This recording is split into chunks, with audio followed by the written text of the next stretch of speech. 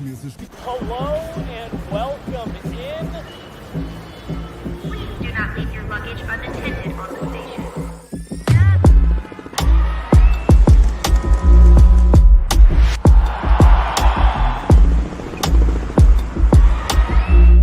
Welcome to the show.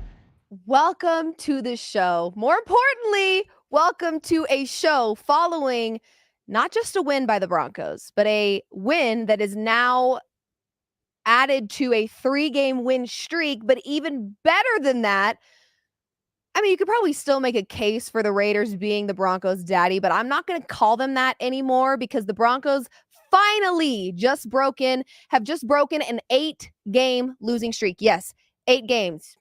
Some may say you can't really have a rivalry between two teams unless it's competitive, which it has not been for some time. If you have been watching the Denver Broncos, if you're a Broncos fan, you know for the longest time this has been a rivalry. And I think for the last few seasons, especially for the last many games, 8 to be exact, it doesn't feel like we've had a Broncos team that has taken this rivalry as serious as it once was. When I was younger, I always knew the Raiders were a rival, and they were a scary one. If you guys have ever seen a Raiders fan in real life, no thank you. I avoid them like the plague. They're not my favorite, that's for sure. But what a freaking game, and even cooler than that, yes, I am sitting right in this very seat following the game, and I was just at the game.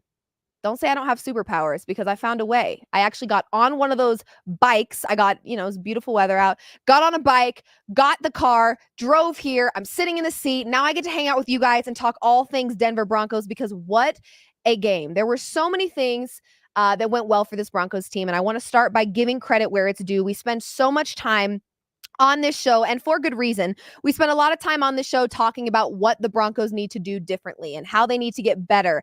Let's bow is a great way to put it. Let's bow Broncos.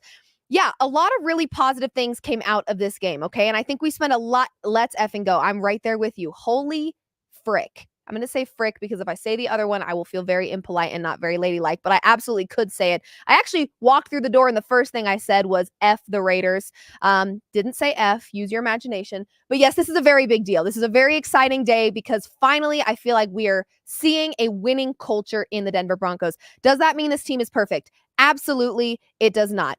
Does that mean that they will be able to perform the exact same way and score 36 points against a different defense? No, it doesn't. Every week is going to be different. And I'm hoping that they've got a culture where they're taking it one game at a time. This was a very exciting win. Obviously, we know last week against the Jets, they had a pretty nasty win, pretty ugly football game all around. By the way, the Jets are washed. I bet on them today. Never doing that again. Aaron Rodgers is a grandpa. I'm done betting on him. He's not taking any more of my money. I've had it. But that's not what this show is about. All I'm saying is they did have a win, 10-9 last week, and it kind of made you feel like, okay, that was a win. Yes, coming off of the Bucs win especially. It was like, all right, we're kind of getting there, but it wasn't convincing enough of a win for me to feel like, all right, we've got something really special here. I'm still feeling like I should tread lightly here because if you've been a Broncos fan for most, if not all of your life, you know it comes with a lot of highs and it comes with a lot of lows. And we've had a lot of lows over the last decade, but we are finally feeling like we're in a position where we can speak about this Broncos team in a positive way. Normally, we're very critical on this show, and we should be. You are not going to get post-game live reactions with Liv Moods or off-field shows on Mondays and Fridays where all we do is blow smoke up the butts of people that don't deserve it. We don't do that here. We're very real. We keep it very honest. And there haven't been perfect games by this Broncos team. But what we saw today was kind of solidification that the 2 wins that we're coming off of are something that this Broncos team can build off of. They weren't just flukes. It wasn't just bad weather in New York. It wasn't, our defense alone beating the Bucs, although that was a very large part of it. We saw some promise in this offense, and we saw that they can actually do what they need to do in order to win games. I was just talking with Jesse, who is helping produce, as well as Carrie. Shout out to my producers today for helping me out. This team looked the most cool, calm, collected, and most importantly, confident in this game that we've seen all season. And I could not be more excited about that. Sean Payton, as a head coach, is all about the X's and O's. He spends a lot of time focusing on the being smart football players. He is an old school type of head coach. And I do think he's very polarizing, because with that, we've also had discussions in this very studio with Nate Jackson and BK, who will be joining me very, very soon from the stadium that I just left from. But they'll be joining us and we'll talk a little bit. However, on this very show, just last episode, which would have been Friday, we talked a little bit about how the game of football is evolving. The run game is very important in terms of winning games right now in this league. And we have a Broncos team that, despite getting a win today, they don't run the ball entirely well. For example, today, Javonte Williams, our leading rusher in this game, 61 rushing yards. We've got other teams out there that are 100 plus on any given night. We're still finding our footing with the run game. I want to see that improved. Bo Nix is normally our second best rusher. He only had 8 rushes for 9 yards in this game because we had a Jaleel stepping up, 6 rushes for 22 yards. That's still not enough. Marvin Mims, 1 rush for 17 yards. He shouldn't even be a person that we're talking about in terms of gaining yards on the ground for this team. So, still a lot of improvement there, in my opinion, that needs to be done from an offensive perspective, especially when you have a rookie quarterback. Bo Nix is not going to look cool, calm, collected against every defense. He's just not, okay? To be completely honest with you, I was a little shocked at what we got from Bo Nix, considering who was on the other side of the ball in this one. Okay, we weren't entirely sure if we were going to see Max Crosby in this game, and we did. He had 2 sacks. Aside from him having 2 sacks against Bo Nix, he's just a scary mofo, in my opinion. I wouldn't want to be playing football with Max Crosby on the other side of the ball. But again, it is so important that we have a rookie quarterback that isn't just playing well, that isn't just doing what Sean Payton needs him to do, but is playing more confidently than he probably actually. Show us that you're confident, even if you don't feel that way. And that's what we saw from Bo Nix today. And it's in the numbers. I mean, he was 19 for 27, 206 yards, 2 passing touchdowns, 0 interceptions. That is huge, because what we've seen from Bo Nix this season is 2 against Seattle, 2 against Pittsburgh. He did not have 1 against the Bucks. He did not have, or Buccaneers, I'm sorry. He did not have 1 against the Jets, and he did not have 1 against the Raiders. So what we're seeing from Bo Nix, to me, is progress every week in some capacity. He's not playing perfect football by any means, but he is definitely getting better. We had the most attempts from him against Tampa Bay with 36 pass attempts. I'm sorry, it actually was the most against Seattle with 42. Second most was against Tampa Bay. But we're seeing Bo Nix starting to find a little bit more footing. He's looking very confident out there. Despite being sacked 3 times in this game, he still played very, very well. He kept his cool, and that is so very important. I do want to talk a little bit about a Bo Nix moment. What a hell of a game. I agree. Oh my God. And I got to be there. FanDuel sent me there. I had great seats. It was perfect weather. It just felt like, I went to the game thinking it's about the experience, you guys. Also, appreciate you guys so much for being here. It is obnoxious that they even had a streak. I agree with you. PS2 is in mother effing goat. I don't care what you say. If you guys didn't know, he also did a jersey swap with Champ Bailey. So maybe that gave him a little bit of energy, maybe that gave him a little bit of swag. We know PS2 is great. We know he's one of the best in the league, hence being the highest paid DB in history as of right now. He's phenomenal at what he does. And boy, did he pop off. And honestly, that play to me changed the momentum. Absolutely changed the momentum in that game. When I first sat down, the game first started, it felt very on brand for the Broncos, right? 3rd and out. Our defense was kind of making all of the plays, but even then, our defense didn't look like it was in its normal form that we've seen over the last few weeks. The Raiders had some pretty big plays, made me a little nervous. For a while there, it was 10-0, I believe, and I kind of felt like, oh, here we go.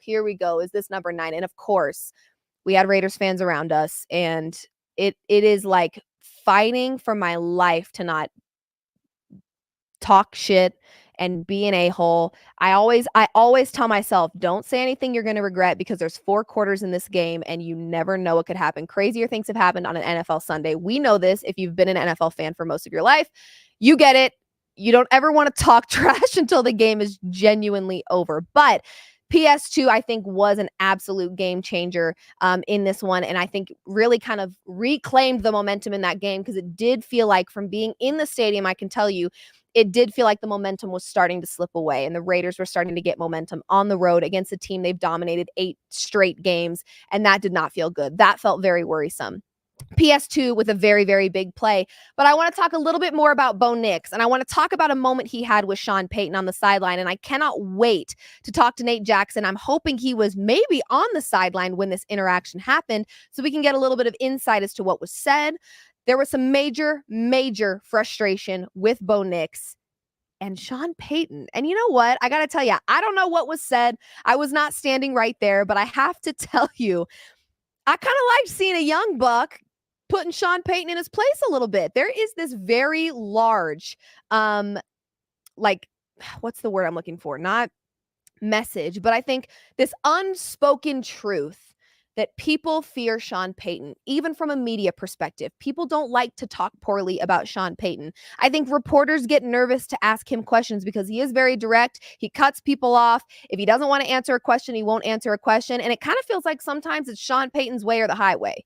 And to see Bo Nix get over there and kind of get in Sean's face and express some frustration, and then to have another coach have to step in and break him up, I love that. I love seeing you. I'm not saying that Bo Nix is in any position to really be, talking too much because he's not perfect and he's made some mistakes. But Bo Nix getting in Sean Payton's face was chef's kiss to me because I don't want a rookie quarterback that's scared of their coach. I think that's when you run into, they play timid football. They're playing nervous. You're not going to get the best out of your rookie quarterback when they're scared to play football.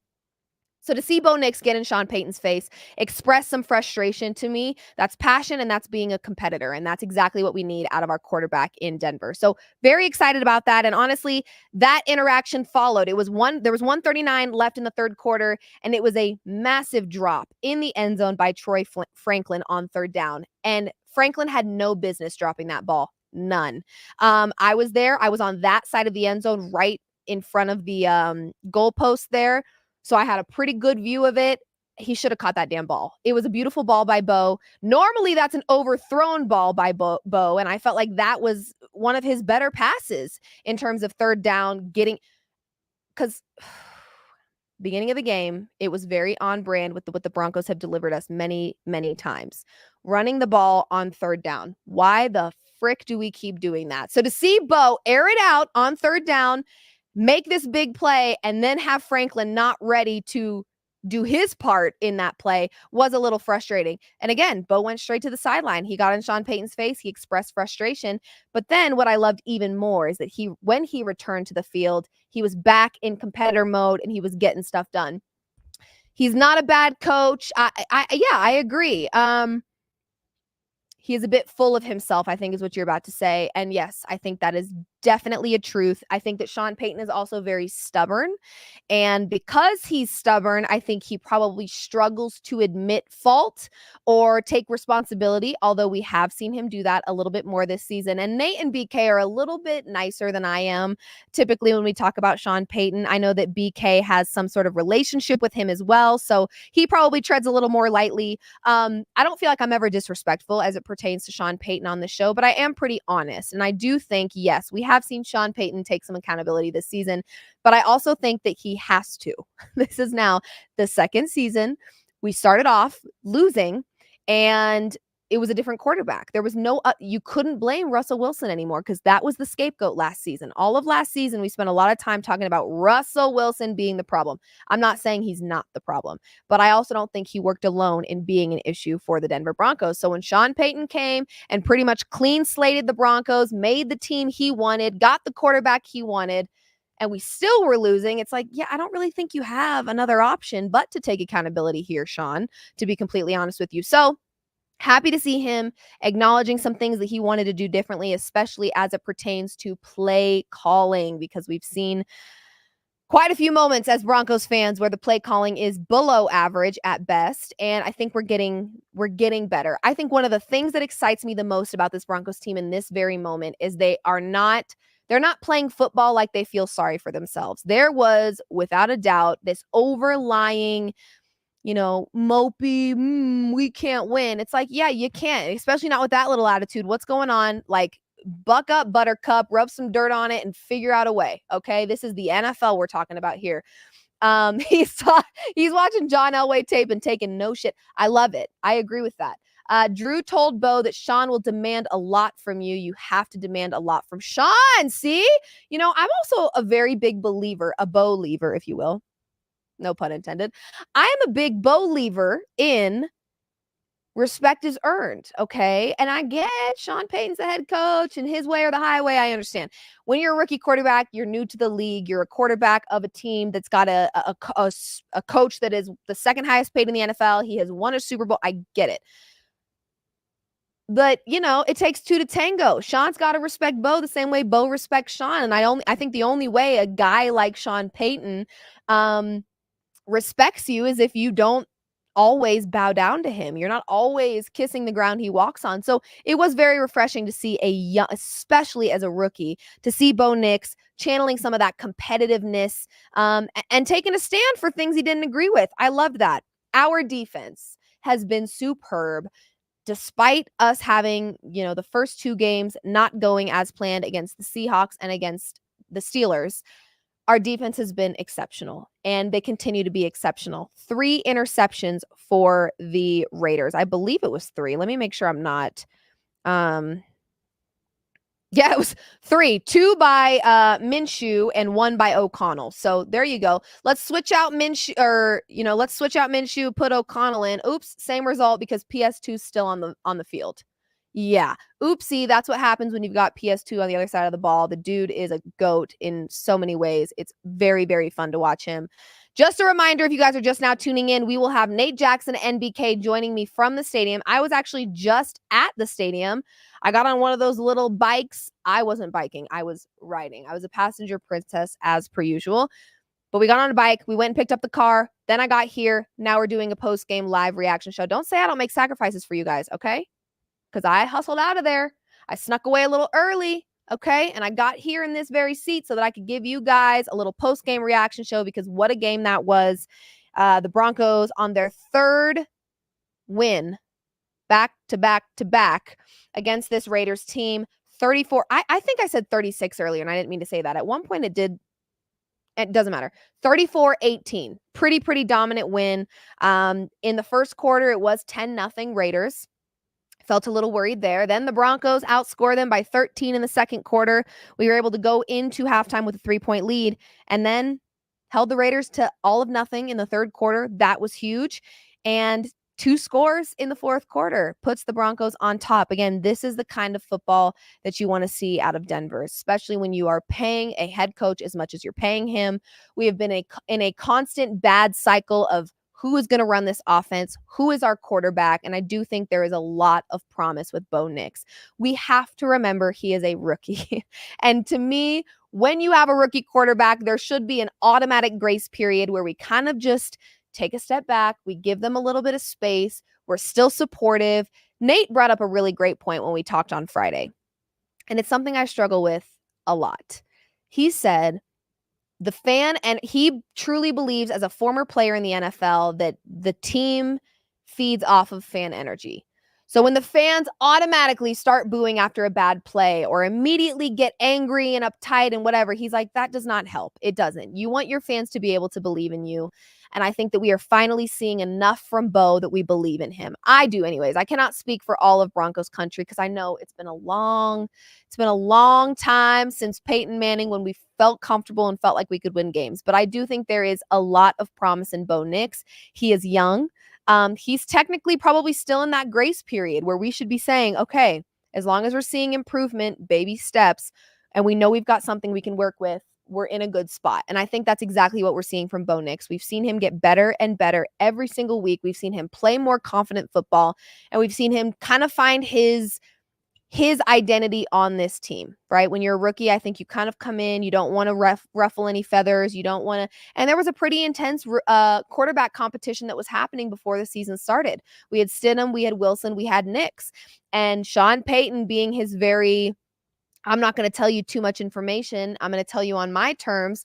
Kept it very low key. Didn't want us to know who was in the front running for the quarterback position. I think there were some members of Broncos country that were a little torn, a little divided on this. based on the way he spoke about the quarterbacks, I felt like it was either going to be Bo Nix or it was going to be Zach Wilson. I love this team so dang much. Whooping the Raiders like this felt amazing, didn't it? Didn't it feel so good? What do you grade Bo today, Liv? That's a really great question. Are you talking like A through F? A through F? Because honestly, the run game to me is probably what needs the most work right now. But I also don't love how much we rely on a run game that isn't reliable on third down. I think that the run game is very crucial, but if it's not working, stop running it on third and out. Don't do it. Throw the ball. Bo Nix is only going to get better at throwing the ball in a game time crunch situation on third down by actually doing it. And we saw a little bit more of that today, which was refreshing. But then again, it's probably frustrating to Bo Nix when he finally does air it out and Franklin can't hold on to the ball. So to me, from a Bo Nix perspective, because I don't want to get too ahead of myself, and I do think that the ceiling is very high for Bo, and I think we're only scratching the surface on what he can do for this team, I'm going to give Bo Nix a B plus. A B plus. I'm going to give him a B plus for Broncos and for Bo. B plus, that's what we're rocking with. Again, because I do think his ceiling is high. I think that there's more from Bo that we will eventually see, which is very, very exciting. But he, to me, was so much refreshingly better than what we've seen so far this season. To me, this was his best game yet. And a Bo Nix anytime touchdown, might I add, before we get into this clip that we're about to play. A Bo Nix anytime touchdown on any given Sunday, Monday, or Thursday, depending on when they play, should always be a bet in your bet slip. You may not win it every time, but I promise you'll be profitable by the end of the season. We've now seen him run 3 in himself. Seems to be working for him. He's not afraid to get in there and make a play as it pertains to running it in the end zone, and I love that for him. So shout out to Bo. I'm going to give him a B plus because I think the ceiling's high, but I'm loving what I'm seeing from him, especially after today. We have a clip from Sean Payton, his post-game interview presser. Hopefully he's got a smile on his face. We're going to play it for you now. Let me know what you guys think in the comments, and we'll flash them up on the screen afterwards. But let's check out what Sean Payton has to say about this game against the Raiders. Just a couple notes. Obviously a good win, division win at home. It didn't start off well, but we bounced back, and then, the 3 takeaways, and then the ball security on offense, and there are a number of things that, lead you to having success in winning a game. With that, I'll take any questions. Yeah, Sean, the Surtain pick 6 kind of turned the game on its head there. Just talk about that, and did you sense that it could be a momentum difference and you had to step on the gas there? Well, there's no stepping on the gas. He made a good play. So it wasn't like, he made a real good play. The significance of the play is it's a 10-point play because they're probably in a minimum going to kick a field goal from where it happened at. So that was a huge play for us. And at that point, then all of a sudden now it's 10-7. But that was, again, this game constantly goes back and forth. When you score on defense, you win 80-some% of the time, and then 3 turnovers to none. But certainly it was a huge play, and at least a 10-point play. Sean, in the second half, obviously, Bo and the offense got going. Was there anything particular that allowed it to happen, or just the way the game unfolded? Look, I thought we ran it. We started getting some pressure looks. We still shot ourselves in the foot a couple times, and yet really came up with some big plays that we needed. They started, I think there was that point, we talked about it on the sideline, like the pressure is going to go up now. We just got to know where we're going with the football and being decisive with it, and we did. Obviously, the 8-game losing streak. Now, how much does it matter to just get, you talked about this week, division win at home, and then a win against this team? Yeah, I think it's a big deal to win at home. Look, any team that any of us have been a part of that has been any bit successful has played well in the division, has typically played well at home. And we talked about that during the week. Our fan base, man, we've got to capitalize on playing well here, and so that was one of the things we discussed. The Raider thing or whatever, not so much, but we understand it's a division game, and it was an important game for us. Coach, how would you characterize the conversation you had with Bo after the miss fired in the end zone Yeah. to Franklin? And I've seen you have these conversations. It's with part of the Breeze. deal. Listen, last year, all of a sudden, it's just, there's still a little bit of Ferris Bueller in this player that we got to get rid of. All right, talking about Bo, and I love him to death. And so sometimes it's my love language. All right? Can you say what it was about? No, no, absolutely not. Coach, the end of the first half there, after you tied at 10 to get the field goal there, you speak to how critical that was to get the lead going into halftime and the Look, potential. we went backwards, and then we complete a play that gets us in field goal range. That's the sequence you're talking about. At the end of the first half. Yeah. That was significant. Because when you think about, despite everything that happened in the first half, here it is where that's tough when you're on the other side of that. And so then we get the re-kick. We had seen that they push, talked to the officials about it, and fortunately they saw it. And then, we made the next kick. So I thought it was a big sequence.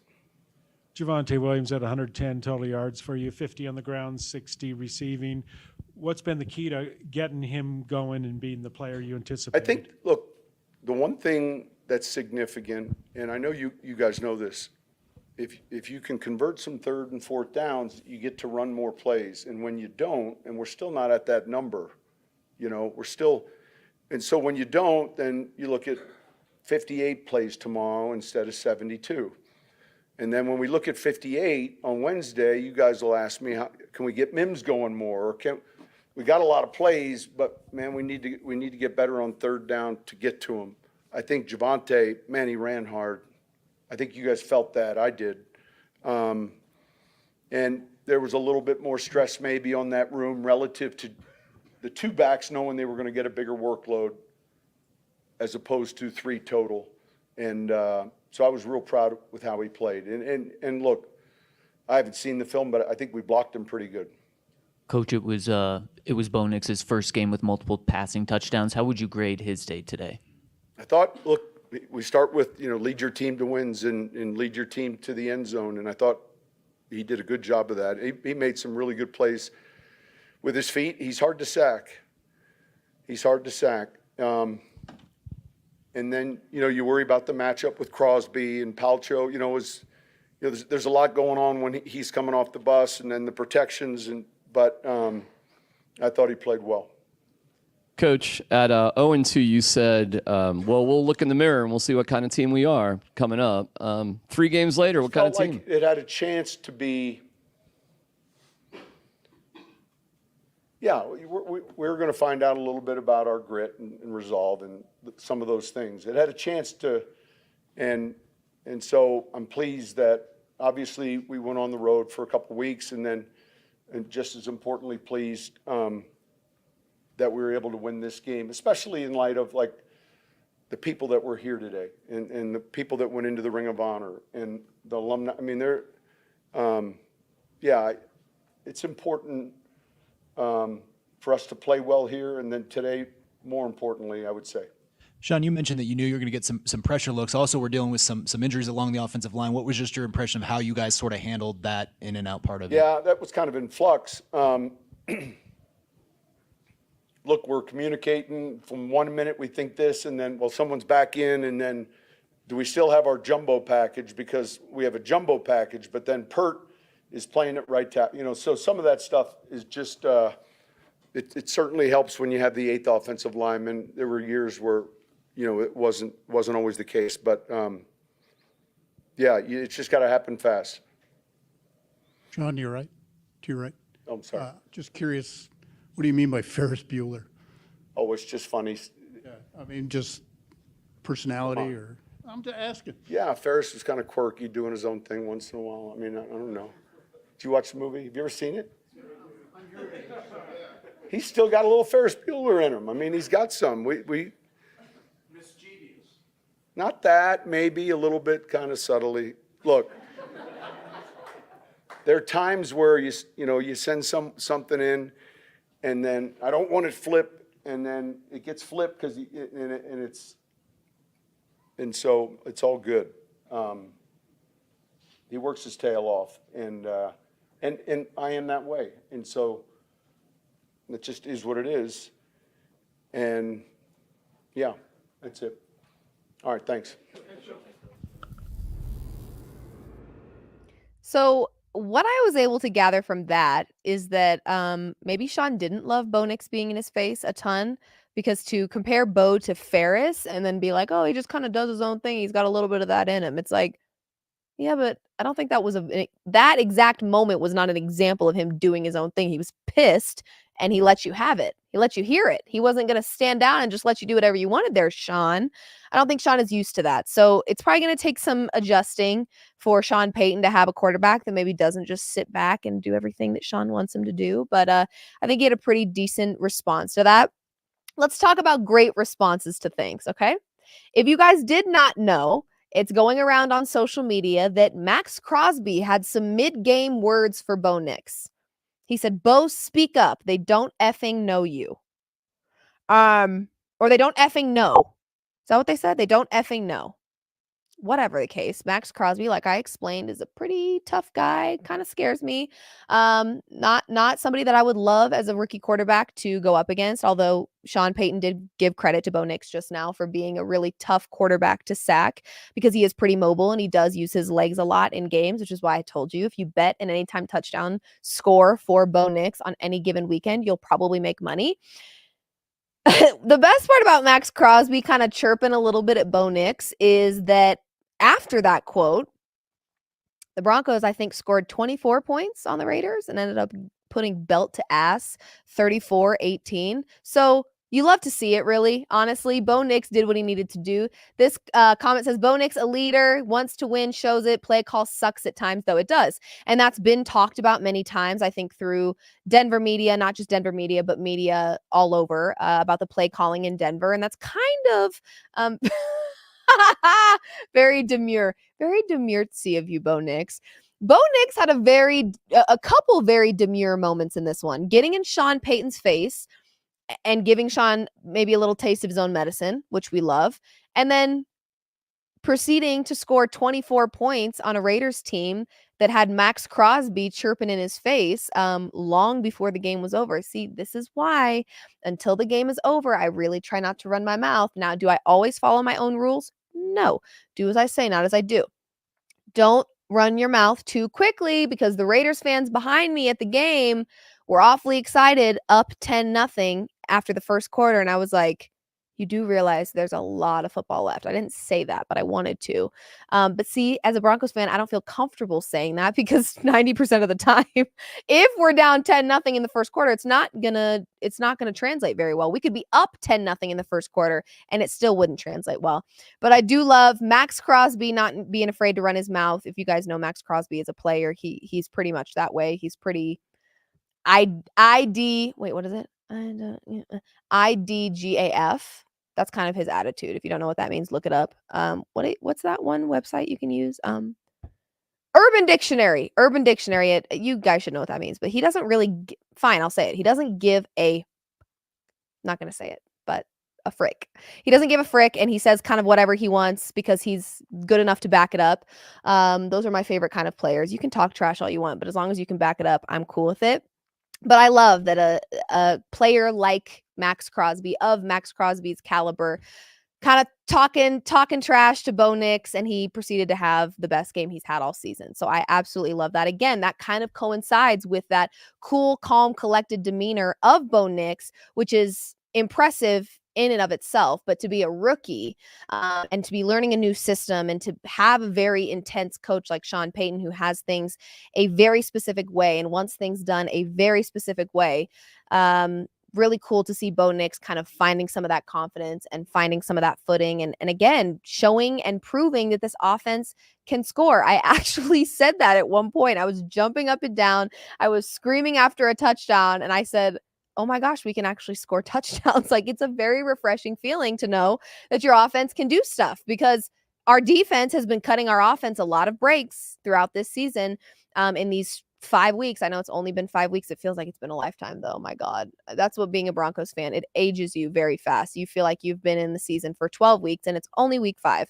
But our defense in so many situations is cutting our offense a break. And for the first part of the season, the first couple of games, we weren't seeing our offense take advantage of those breaks. Our defense was making big plays, getting big stops, getting the ball back to our offense, and then our offense wasn't able to do anything. I told BK, sitting in this very chair on Friday, we cannot expect to keep winning games only scoring 10 points in the National Football League, the highest level of football, and we're only scoring 10 points. It's not going to work against the rest of the teams that we have to face in the NFL.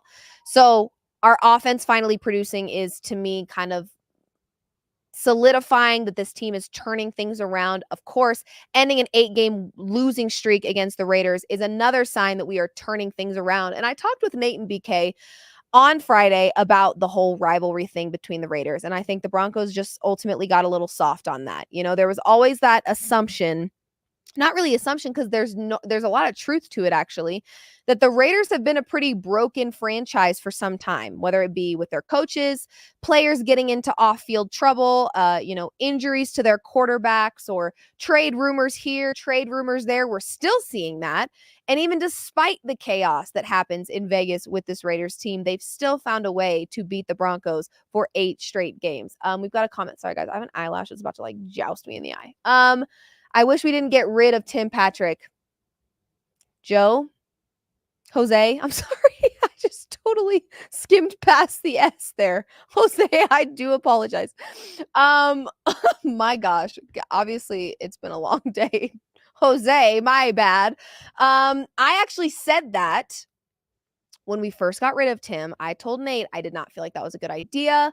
To me, Tim Patrick, I know the injuries are a problem, and I know you have to. Sean Payton really made it clear without making it clear that he was investing in a young team and he wanted young guys on his offense, and that's all fair. And we're going to see the Broncos reap the benefits of that decision. But Tim Patrick, to me, was reliable, especially with his hands. And that's what we're seeing, those moments in the games, like a Troy Franklin 3rd down in the end zone, drops it. To me, that's a catch that Tim Patrick would have made. Just saying. I'm just saying. I know we can't get into the coulda, shoulda, wouldas of this whole situation because he's not here anymore, and it is what it is. This eyelash is going to drive me nuts. I might just yank it out of my face. But yeah, I said the same thing, Jose. I wasn't super thrilled about losing Tim Patrick, and I hope that doesn't bite us in the butt. I think one of the largest concerns Broncos country or just Broncos fans have in general right now is the lack of playmakers in our receivers is definitely something that feels like maybe that last thing we need is just getting Bo more support around him. But speaking of Bo Nix, we actually have his interview clip following what I would grade a B+ performance, not because it wasn't super great, but because I think this is only the start of what we're going to see from Bo Nix for weeks to come. So let's check out what Bo Nix had to say about breaking that 8-game losing streak to the Raiders, a divisional opponent and a rival. Let's see what he has to say about his performance and the game altogether. I thought it was a great atmosphere. It was huge for us to gain some momentum and continue to run with it there in the second half. Bo, can you just take me kind of through your view of Pat's play? Because you're already down 10-3. They're potentially right at the goal line, and all of a sudden it's 10-10. Just give me kind of from your POV on that play. Well, that was huge. That was probably the play of the game. Big momentum shifter. I was sitting right there with Davis and the guys on the bench and saw him catch it, and kind of how their offense was set up. I didn't think anybody was going to make the tackle, so I just kind of stayed put and watched it from the Jumbotron and enjoyed everybody celebrating.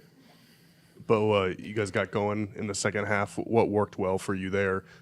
Had a couple passing touchdowns, had the rushing one. What was working well for you guys? Well, we got short fields. Another 2 interceptions in the second half set us up with great field position, and we just took what we had and we made the most of our opportunity there. You know, when you get turnovers like that, it's important you score touchdowns, and we did that today.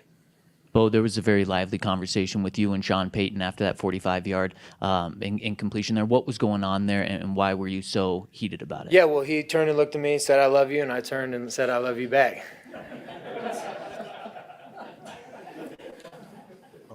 Bo, Payton mentioned about the play, I guess, to Troy Franklin that would have been a potential touchdown. It flipped. Could you take us through that? Was Troy Franklin meant to get the ball, or or it was someone else? Well, it was a simple play. You know, we had it flipped.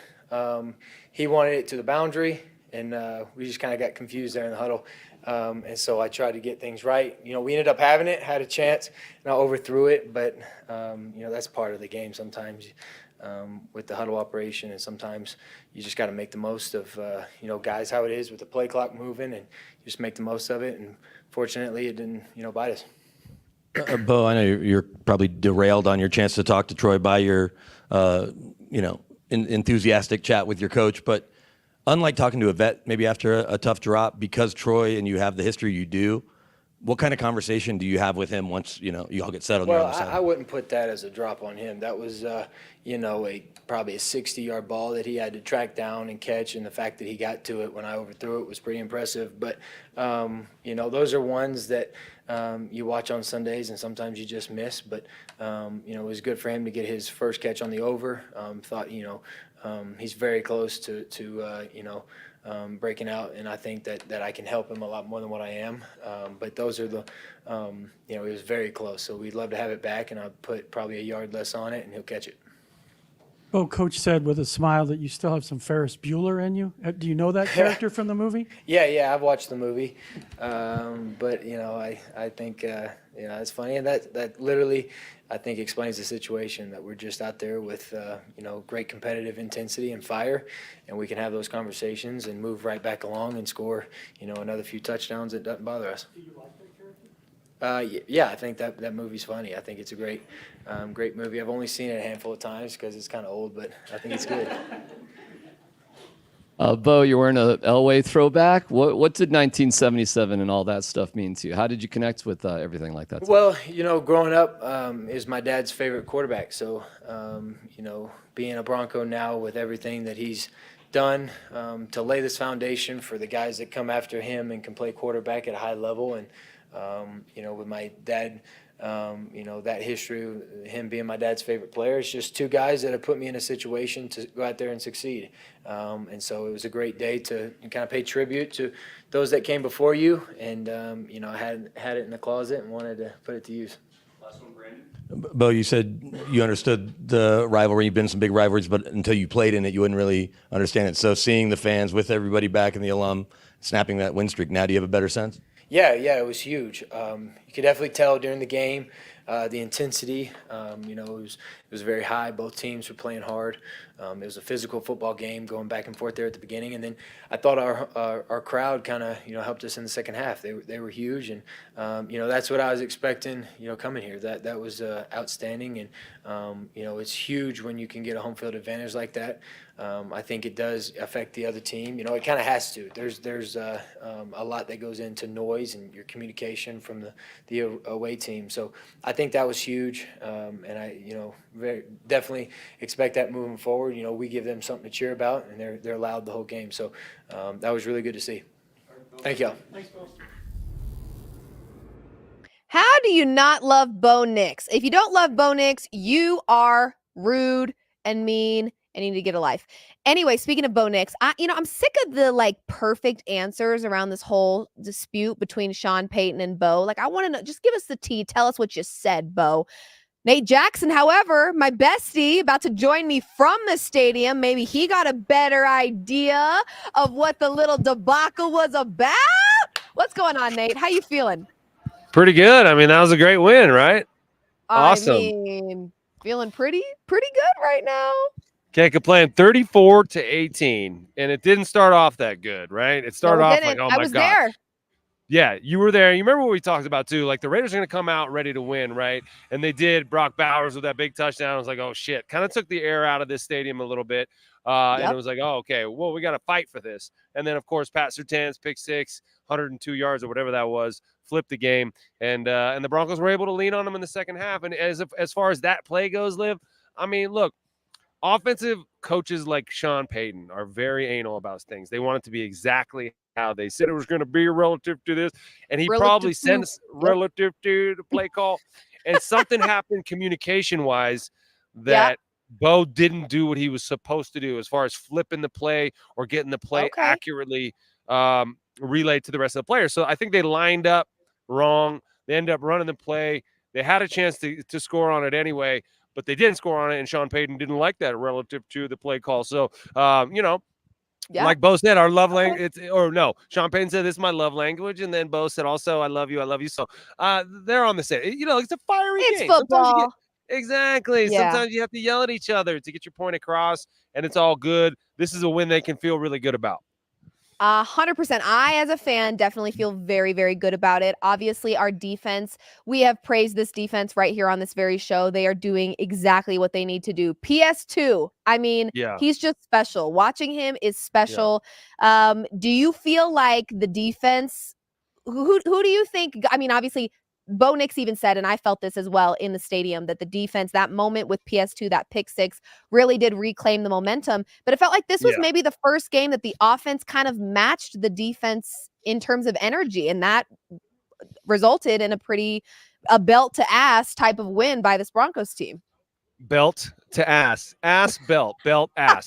Yeah, absolutely. And you know what? If the Broncos are going to be good going forward, then they have to do that every game, right? Like sometimes the defense is going to be a little better and the offense is lagging. Sometimes the defense is going to struggle and the offense is going to have to pick up and score 34 points. But there were 3 turnovers and the defense produced those turnovers, and the Broncos offense able to take care of the ball. 0 turnovers. Once again, Bo Nix, is he lighting up the scoreboard? Maybe not necessarily, but he's protecting the ball. He's not making any egregious mistakes. No interceptions out there today by Bo, right? No fumbles. Did he get sacked at all? Oh, yeah, he did get sacked 3 times today. Yeah. So that was, and one of them was like a little Max Crosby, like hit him on the leg and he fell. It's like, oh, don't let him get you there, But Max, you can't let Max Crosby have that moment. Come on. No, he didn't even hit him. He just kind of swiped his heel there and he went down. But that just shows you how strong that guy is, right? But huge. Now, yeah, you're right about that. The offense, and it took them a while to get going. But once they did, and the running game got going, Javonte got going, had that big screen pass, and this is a really good sign for the Broncos and Broncos fans, and to come home and get the monkey off their back with the Raiders. 8-game winning streak gone. Now the Broncos have a winning streak against the fucking Raiders. That's right. 1-0. Suck on that, Raiders. Yeah, and it was just good to hear the Raiders fans get shut up here at Empower Field. Oh God, aren't they obnoxious? So Raiders. Yeah, it's so lame, isn't it? It sounds like a screamo. Honestly, like it's pretty terrifying. I'm not a huge fan of Raiders fans, but they obviously got silenced pretty quick. The Broncos figuring out exactly what they needed to do. I was asked this by the chat earlier, and I would love to know your response. What would you grade from A to F, like he's in school? What would you grade Bo Nix for today? We'll see if our answers are the same. I'll give him a B. I'll give him a B. I gave him a B+. Yeah, I'll give him a B. And I think, he'll look at the first half and see a couple. Yeah, I think we're on the same page here, Liv. I think, it could have been a little better, but could have been a lot worse, right? And in years past, like we talked about, like they were set up to beat the Raiders, and the Raiders came in turmoil and were able to beat the Broncos. Up in these rafters here in these different suites, there were different alumni groups. The 1977 team were in one suite. A bunch of alumni were in another suite. Champ Bailey was here. Peyton Manning was here. DeMarcus Ware was here. All the legends were here. Over 100 alumni came to this thing.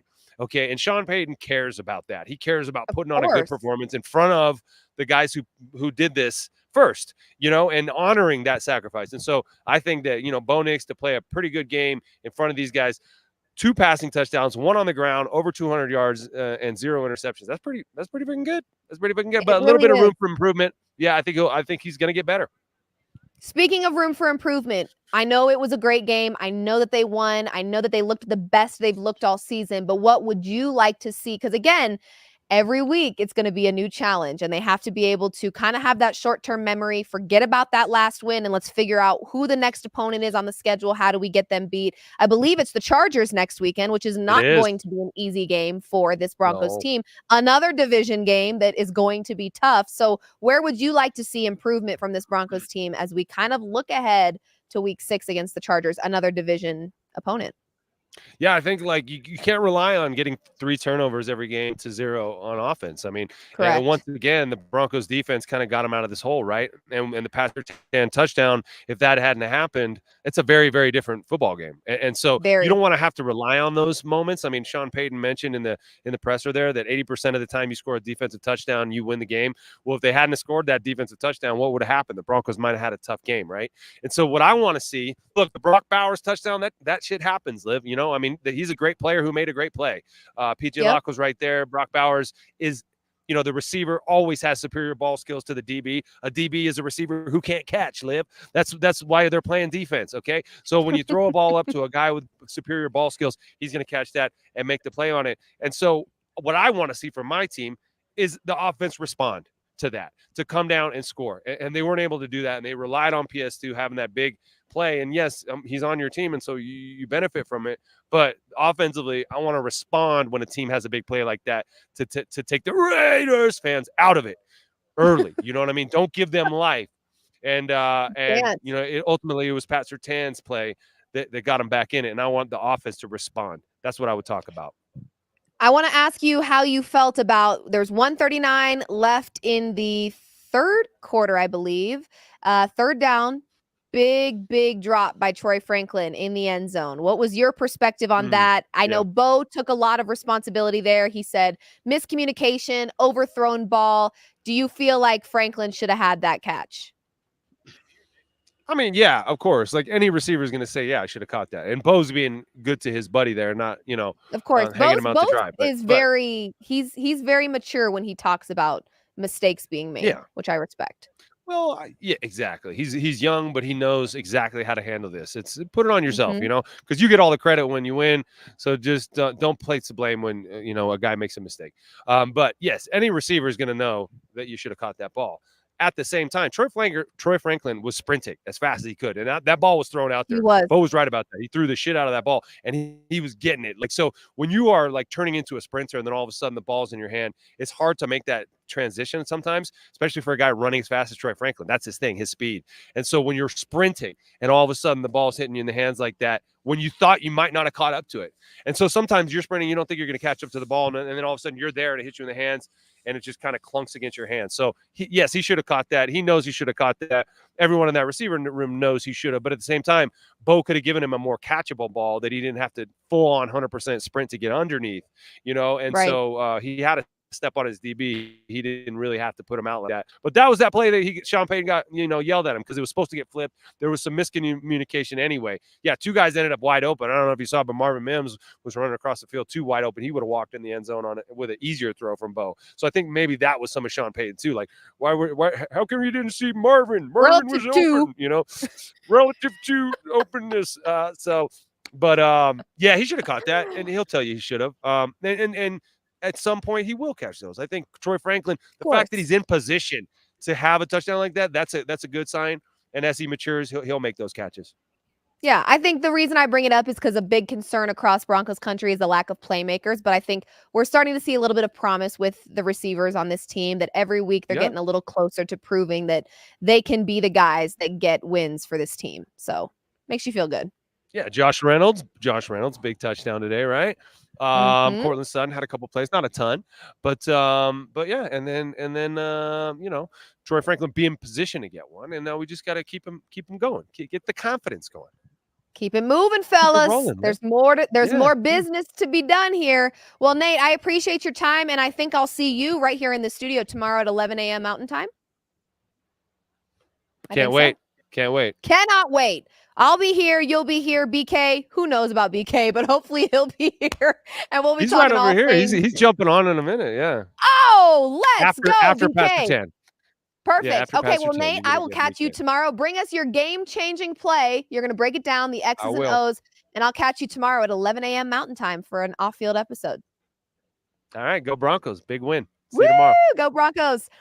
Okay, everybody, we are going to run this quick little PS2, the GOAT, the legend, the highest paid DB in history right now. Pat Surtain with a pick six and another interception. Phenomenal game by him. Our defense has been exceptional and consistent and reliable, and we love them for that. But Pat Surtain is one of one. This Vance Joseph-led defense we've talked a lot about in a very positive way. But let's talk to the GOAT today, all right? Let's hear from Pat Surtain on what he's got to say about breaking this 8-game losing streak for the Denver Broncos. Let's check it out.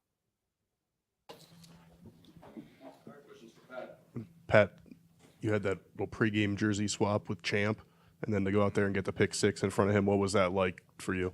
That was pretty legendary, to say the least. Having a guy like Champ come out and watch, it just brings such good energy, and it's expected out there when you have a Hall of Fame player like that come and watch you. And I had to capitalize on the most opportunities I could get, right? So had to make that pick six happen, and got another blessing, another pick as well too. So yeah, that jersey swap was legendary. That's something that I've always wanted to have in the inventory. Pat, can you talk about the significance of that pick six? Was both your head coach and your quarterback talked about the swing. It could have been 17-3 perhaps. Instead, the game's tied at 10, and it really swung the whole game. Yeah, we felt like we needed that momentum moving forward. Obviously, we was in a situation where we had to capitalize on the opportunities we could get, and that situation there, I had to capitalize on that moment and make a play. And I could just feel the momentum shift, you know.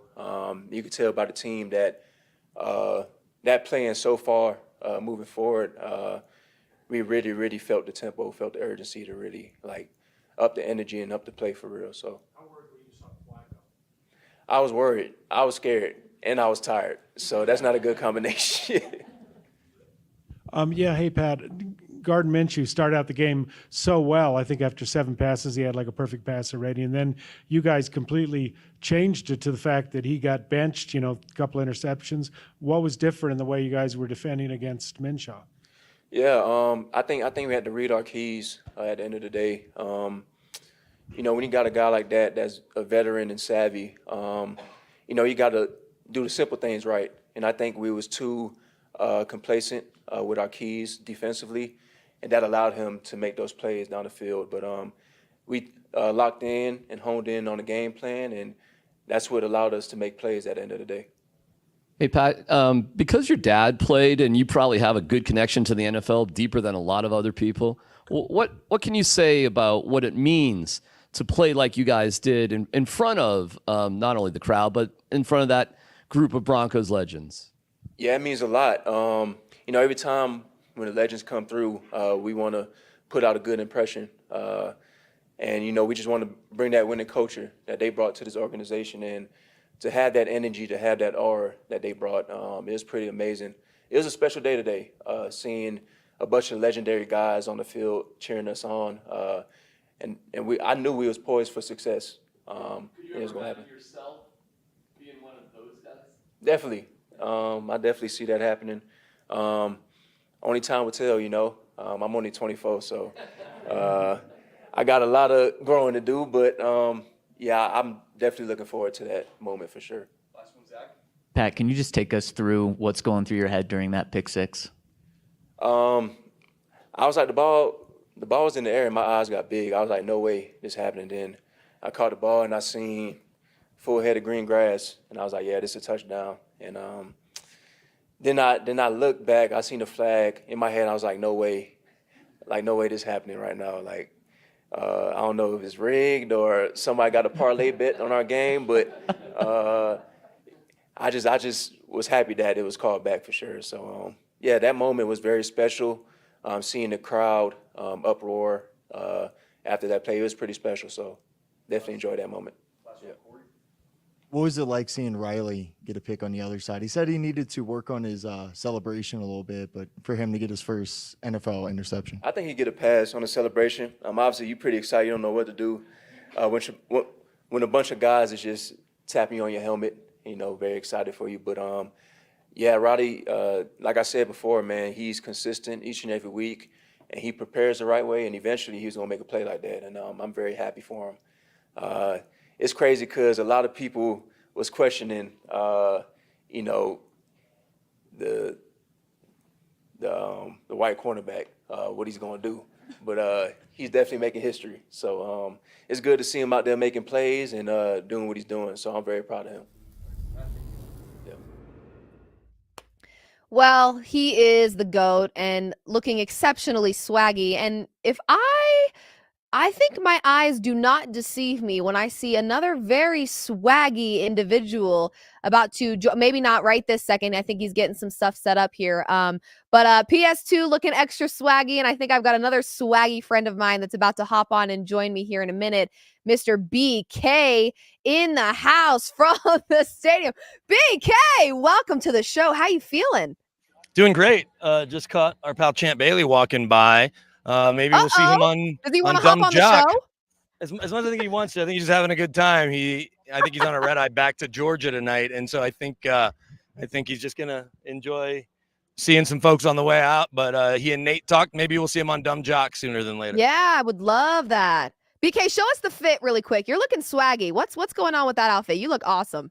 Well, thank you. You know, just some Lululemon blue pants to go with this jacket and this Broncos themed picnic shirt that Steve Atwater has the same shirt. We both famously wore it to Champ Bailey and Mr. Boland's Hall of Fame ceremony. There's a picture of us together that I took of me and Atwater wearing the same shirt. So. Perfect. Okay, well, maybe you need to wear that outfit all the time because how do you feel about that game? That game was awesome from your perspective. I'm assuming you probably felt the same that most of us fans did. I was also there. The momentum switched when PS2 had that big pick six, and then from then on, it felt like they just built and built and built. But what was your perspective, overall impression on that game? Well, that they beat a team they needed to beat, that they were better than, and you had to kick them while they were down, right? We know no Devontae Adams.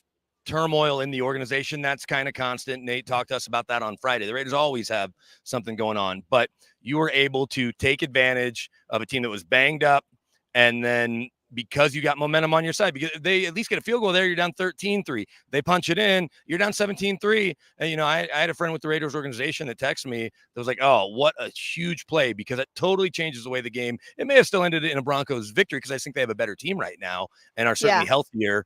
But the fact that you were able to do what you did, and I actually betted in my same game parlay that some of the other stuff didn't hit. The touchdowns to Sutton and Williams didn't hit, but I bet it to 6.5 because I felt that comfortable about it, and I took them against the spread and some other pools that I'm in. So I thought that they would win the way they did, just based on where the Raiders are. Aiden O'Connell isn't very good. They'll probably see him again November 24th.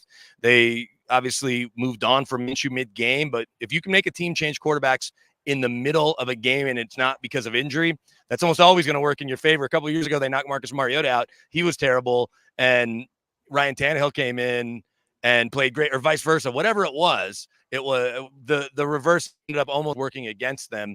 And so I think it happened too. They knocked Tua out of a game, and Ryan Fitzmagic almost came and brought him all the way back. But typically, if you can knock a quarterback out and it's not because of injury, that means that things are going well, and they went well today. Yeah. So you specifically talked on Friday about if, you know, I said I was all dramatic. If we lose this game, blow it up. You said, yeah, I kind of agree, but not really blow it up, you know, and then you mentioned if we win this game, should the conversation about this Broncos team change? Should the narrative change? And should people get a little bit more positive as it pertains to this team? What would you say to people that are still maybe on the fence about this Broncos team? Should we switch, and should we be feeling pretty good about what we're seeing now in three back-to-back wins?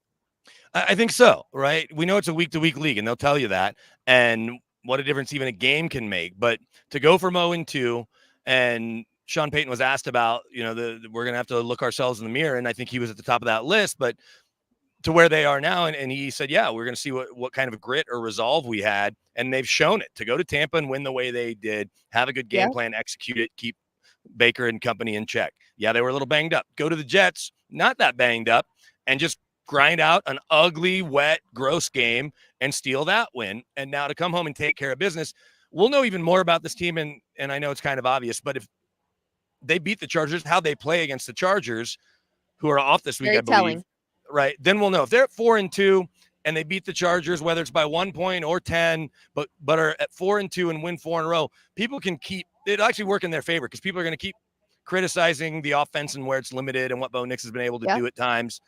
And they're going to say, oh, the defense is carrying them. And you get the 3 turnovers, like you mentioned, and 2 from the best cornerback on the planet. But that's okay. I think that will work in their favor. It's like, oh, you want to keep doubting us? Well, we're 4-2. And you know what? We're going to go to New Orleans and see how that goes on a Thursday night, because Sean Payton does not want to go to New Orleans and lose, right? He would like to, nothing's sticking it to him. He chose to leave, but you don't want to go back to the place you left and come up short. And not compete.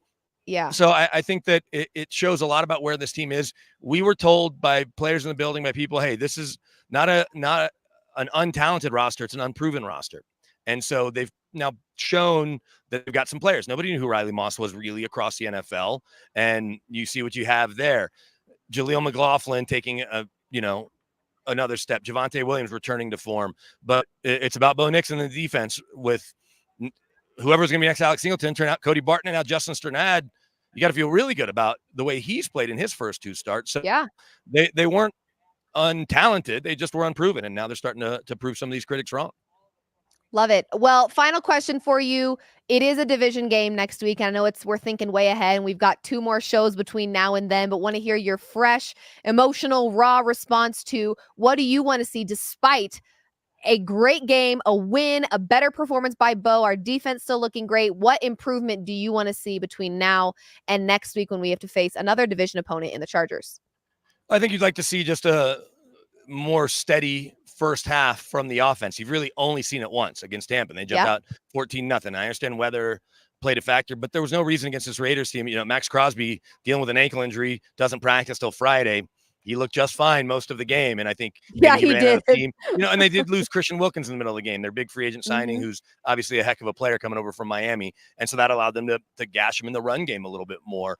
But so I think you want to see them just score early. Because the one thing you know about the Chargers to this point is they're just going to try to grind it out. They're playing kind of smash mouth Michigan Wolverine football that we've seen from Jim Harbaugh's team. So even though they have a very talented passer in Justin Herbert and some talent on the outside, they're trying to run the ball with Edwards and with J.K. Dobbins, with those Ravens guys, and running kind of whatever their version is of this offense, with the Ravens influence and all of that. So and Greg Roman, I believe, calling the play. So I think that you want to see them just build on this, right? Prove that these aren't fluky wins, that we protect the home field, whether the weather's beautiful or whether the weather's gross, a mile above sea level. It's going to be a hard time, no matter who you are, whether you're the Chiefs who came in here last year and finally lost, the Raiders, the Chargers, or anybody else, because they are going to get the Falcons, the Panthers. I mean, they've got winnable games now here. The schedule in this part of the season is setting up for them pretty well to just keep doing what they're doing.